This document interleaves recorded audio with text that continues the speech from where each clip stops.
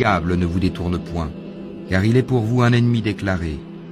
Et quand Jésus apporta l'épreuve, il dit, « Je suis venu à vous avec la sagesse et pour vous expliquer certains de vos sujets de désaccord. Craignez Allah donc et obéissez-moi. Allah est en vérité mon Seigneur et votre Seigneur. Adorez-le donc. Voilà un droit chemin. » Mais les factions divergèrent entre elles. Malheur donc aux injustes du châtiment d'un jour douloureux. Attendent-ils seulement que l'heure leur vienne à l'improviste, sans qu'ils ne s'en rendent compte? Les amis ce jour-là seront ennemis les uns des autres, excepté les pieux. Ô mes serviteurs, vous ne devez avoir aucune crainte aujourd'hui, vous ne serez point affligés. Ceux qui croient en nos signes et sont musulmans, entrez au paradis, vous et vos épouses, vous y serez fêtés.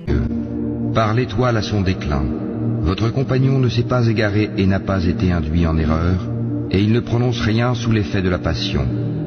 Ce n'est rien d'autre qu'une révélation inspirée, que lui a enseigné l'ange Gabriel à la force prodigieuse.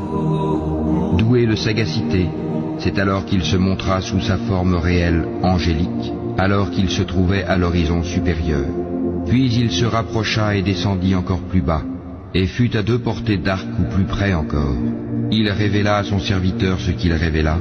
Le cœur n'a pas menti en ce qu'il a vu. Lui contestez-vous donc ce qu'il voit? Il l'a pourtant vu lors d'une autre descente. Près de la Sidratul Muntaha, près d'elle se trouve le jardin de Mawa, au moment où le lotus était couvert de ce qui le couvrait. La vue n'a nullement dévié ni outrepassé la mesure. Il a bien vu certaines des grandes merveilles de son Seigneur, que vous ensemble des divinités, Lat et Uzza, ainsi que Manat, cette troisième autre. Sera-ce à vous le garçon et à lui la fille? Que voilà donc un partage injuste. Ce ne sont que des noms que vous avez inventés, vous et vos ancêtres. Allah n'a fait descendre aucune preuve à leur sujet. Ils ne suivent que la conjecture et les passions de leurs âmes, alors que la guidée leur est venue de leur Seigneur. Ou bien l'homme aura-t-il tout ce qu'il désire? À Allah appartiennent la vie future et la vie d'ici-bas. Et que d'anges dans les cieux dont l'intercession ne sert à rien, sinon qu'après qu'Allah leur a permis, en faveur de qui il veut et qu'il agrée. Ceux qui ne croient pas en l'au-delà donnent aux anges des noms de femmes. Alors qu'ils n'en ont aucune science, ils ne suivent que la conjecture, alors que la conjecture ne sert à rien contre la vérité. Écarte-toi donc de celui qui tourne le dos à notre rappel et qui ne désire que la vie présente. Voilà toute la portée de leur savoir. Certes, ton Seigneur connaît parfaitement celui qui s'égare de son chemin, et il connaît parfaitement qui est bien guidé. À Allah appartient ce qui est dans les cieux et sur la terre, afin qu'il rétribue ceux qui font le mal selon ce qu'ils œuvrent, et récompense ceux qui font le bien par la meilleure récompense. Ceux qui évitent les plus grands péchés ainsi que les turpitudes, et qui ne commettent que des fautes légères. Certes, le pardon de ton Seigneur est immense, c'est lui qui vous connaît le mieux quand il vous a produit de terre, et aussi quand vous étiez des embryons dans les ventres de vos mères. Ne vantez pas vous-même votre pureté, c'est lui qui connaît mieux ceux qui le craignent. Vois-tu celui qui s'est détourné, donné peu, et a finalement cessé de donner? Détient-il la science de l'inconnaissable en sorte qu'il voit? Ne lui a-t-on pas annoncé ce qu'il y avait dans les feuilles de Moïse, et celle d'Abraham qui a tenu parfaitement sa promesse de transmettre, qu'aucune âme ne portera le fardeau, le péché d'autrui, et qu'en vérité l'homme n'obtient que le fruit de ses efforts, et que son effort en vérité lui sera présenté le jour du jugement.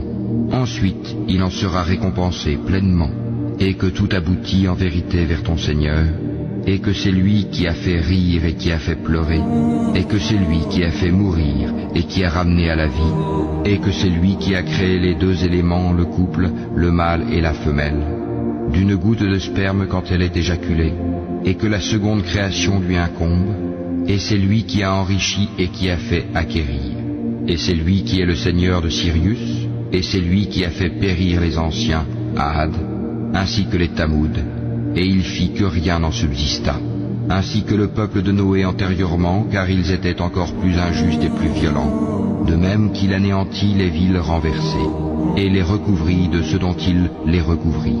Lequel donc des bienfaits de ton Seigneur mets-tu en doute? Voici un avertisseur analogue aux avertisseurs anciens. L'imminente, l'heure du jugement s'approche. Rien d'autre en dehors d'Allah ne peut la dévoiler. Quoi? Vous étonnez-vous de ce discours, le Coran, et vous en riez et ne donne pas dans le but de recevoir davantage. Et pour ton Seigneur, endure. Quand on sonnera du clairon, alors ce jour-là sera un jour difficile. Pas facile pour les mécréants. Laisse-moi avec celui que j'ai créé seul, et à qui j'ai donné des biens étendus, et des enfants qui lui tiennent toujours compagnie, pour qui aussi j'ai aplani toute difficulté. Cependant il convoite de moi que je lui donne davantage. Pas du tout, car il reniait nos versets, le Coran, avec entêtement. Je vais le contraindre à gravir une pente. Il a réfléchi et il a décidé qu'il périsse comme il a décidé. Encore une fois qu'il périsse comme il a décidé. Ensuite il a regardé, et il s'est renfrogné et a durci son visage. Ensuite il a tourné le dos et s'est enflé d'orgueil. Puis il a dit, ceci, le Coran, n'est que magie apprise. Ce n'est là que la parole d'un humain. Je vais le brûler dans le feu intense. Sakar. Et qui te dira ce qu'est Sakar? Il ne laisse rien et n'épargne rien. Il brûle la peau et la noircit. Ils sont 19 à y veiller. Nous n'avons assigné comme gardiens du feu que des anges. Cependant, nous n'en avons fixé le nombre que pour éprouver les mécréants, et aussi afin que ceux à qui le livre a été apporté soient convaincus, et que croisse la foi de ceux qui croient, et que ceux à qui le livre a été apporté et les croyants n'aient point de doute, et pour que ceux qui ont au cœur quelque maladie ainsi que les mécréants disent « Qu'a donc voulu Allah par cette parabole ?» C'est ainsi qu'Allah égare qui il veut et guide qui il veut. Nul ne connaît les armées de ton Seigneur à part lui. Et ce n'est là qu'un rappel pour les humains. Non, par la lune, et par la nuit quand elle se retire, et par l'aurore quand elle se découvre. Sakar est l'un des plus grands malheurs, un avertissement pour les humains. Pour qui d'entre vous veut avancer ou reculer? Toute âme est l'otage de ce qu'elle a acquis, sauf les gens de la droite, les élus. Dans des jardins, ils s'interrogeront au sujet des criminels. Qu'est-ce qui vous a acheminé à Sakar? Ils diront, nous n'étions pas de ceux qui faisaient la salate, et nous ne nourrissions pas le pauvre, et nous nous associons à ceux qui tenaient des conversations futiles, et nous traitions de mensonges le jour de la rétribution, jusqu'à ce que nous vînt la vérité évidente, la mort. Ne leur profitera point donc l'intercession des intercesseurs? Qu'ont-ils à se détourner du rappel? Ils sont comme des onagres épouvantés, s'enfuyant devant un lion. Chacun d'eux voudrait plutôt qu'on lui apporte des feuilles toutes étalées. Ah non, c'est plutôt qu'ils ne craignent pas l'au-delà. Ah non, ceci est vraiment un rappel. Quiconque veut qu'il se le rappelle. Mais ils ne se rappelleront que si Allah veut.